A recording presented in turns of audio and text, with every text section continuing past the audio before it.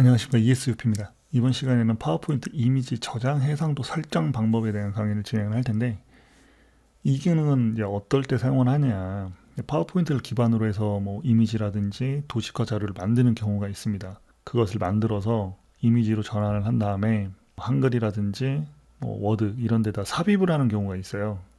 파워포인트로 도식화나 이런 이미지를 작업을 한 다음에 이제 다른 그 문서 파일에 삽입을 할 때, 그때 이제 이미지로 전환을 하는데, 그 전환 과정에서 이미지 해상도 설정을 안 해놓으면은 기본 세팅된 값이 있기 때문에 굉장히 저해상도로 저장이 됩니다.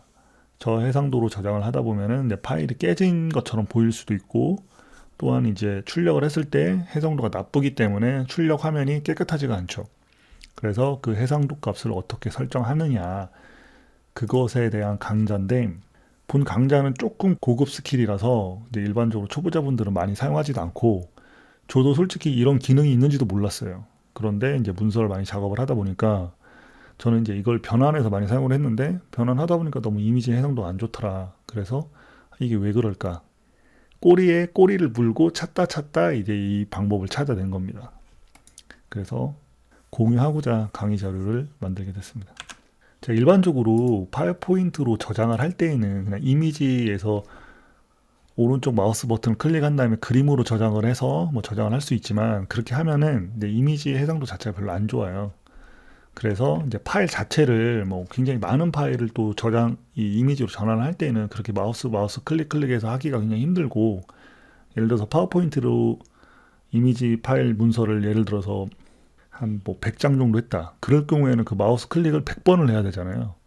한 번에 저장할 때 이 JPG 파일로 교환하기 이 기능을 쓰면은 한 번에 뭐 100장, 200장, 300장, 1000장, 10,000장 뭐 이렇게 변환을 할 수가 있거든요.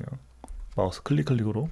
그래서 이제 이 다른 이름으로 저장하기를 해서 이렇게 이제 뜨면은 여기서 이제 JPG 교환 형식으로 하고 저장을 누르면은 이제 이미지 파일로 변환이 되면서 저장이 되는데, 그때 이제 해상도 값을 어떻게 설정하느냐, 그 기능입니다. 일단 레지스트를 좀 만들 줄 알아야 되는데, 저는 이제 조금 구형 버전을 쓰고 있어서 윈도우 7을 쓰고 있습니다. 근데 윈도우 10도 마찬가지고, 이 검색 기능에서 레지스트를 입력한 다음에 레지스트를 실행을 하는데, 어떻게 실행을 해야 되냐, 관리자 권한 기능으로 실행을 해야 됩니다. 그러면은 이제 그 폴더가 뜨잖아요. 레지스트 한 번이라도 만져보신 분들은 아실 거예요.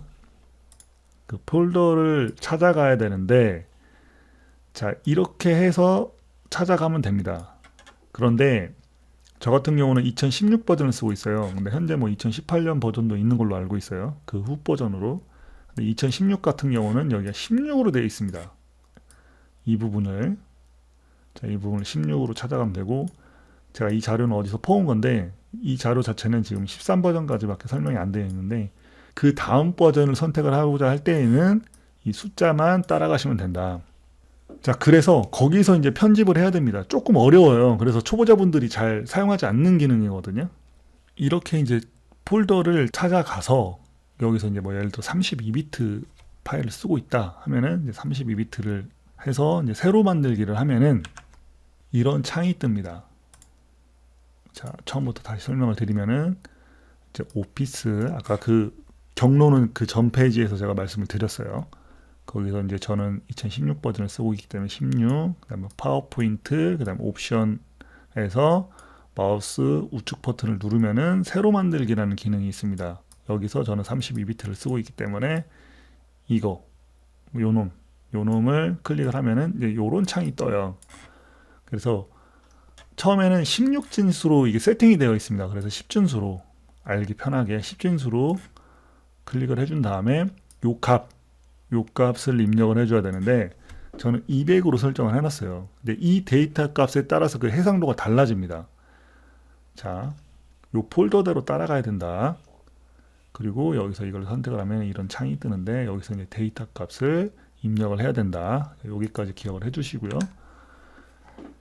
자, 그래서 그 해상도 값 세팅을 어떻게 하냐, 제가 이제 정리된 자료를 갖고 왔는데, 저는 요걸로 선택을 했죠. 200 10진수 값. 그럼 요거 같은 경우는 이제 뭐 전체 화면 픽셀이 이렇게 되고, 와이드 스크린은 이렇게 되고, 뭐 이거는 이렇게 된다. 제가 처음에는 256로 썼어요. 300으로 세팅을 했었는데 이건 파일이 너무 무거워. 그래서 뭐 예를 들어 한글이나 이런 데다 옮겼을 때 굉장히 힘듭니다. 근데 요 놈으로 이렇게 했더니 뭐 해상도도 나름대로 괜찮고 뭐 파일도 적당해. 그래서 저는 200으로 세팅을 해놨거든요. 그거는 여러분들이 이제 어떤 용도로 사용을 하느냐, 예를 들어 출력을 좀 고해상도로 하고 싶다 하시면 300으로 세팅하는 게 낫고, 그렇지 않다 하면은 요 200 정도로 해도 괜찮다. 처음에는 기본가 96으로 세팅이 되어 있습니다. 굉장히 해상도를 업그레이드 시킨 거죠. 200으로 해도. 자, 그거는 여러분들이 적절하게 판단을 해서 사용하시면 될 것 같습니다. 자, 이번 시간은 여기까지 할게요. 굉장히 간단한 기능이기 때문에 제가 뭐 구차하게 길게 설명할 필요 없고 그냥 이 정도만 하고, 뭐 도움이 많이 됐다 하시는 분들은 뭐 구독, 좋아요 클릭하시면 좋을 것 같습니다.